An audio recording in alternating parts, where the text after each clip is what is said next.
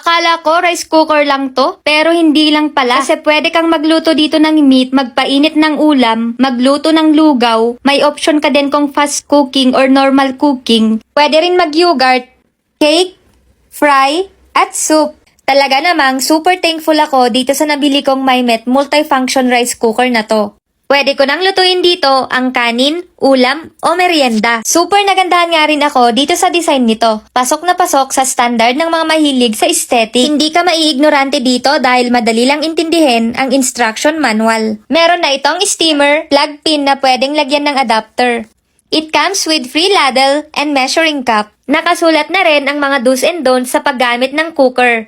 Pwede ito sa big family. Hanggang 12 cups ng rice pwede dito. Aluminum with non-stick coating ang inner pot nito. Fast heating na rin ito and easy to clean. May rubber na ito at ventilation to avoid spillage of food. Dito na tayo sa pinaka-exciting na part. Social magluto dito dahil naka-digital display ang mga pindutan. Pwede mo rin iset ang timer. Pindutin mo lang ang menu para makapili sa option ng pagluluto. Dito tayo sa fast cook para mabilisan. Ayun, naka-red light na siya. Pwede mong baguhin yung naka-preset na time. Pindutin mo lang ang plus o minus. Kapag naset mo na yung time, pwede mo nang i-start. In case naman na gusto mong i-stop, meron tayong cancel option. Kapag na-cancel mo na, ay mag-a-appear ang mga dash sign. Magbe-blink naman yung timer display kapag cooking na siya. Itong nasa timer display ay kung ilang minuto ang cooking time.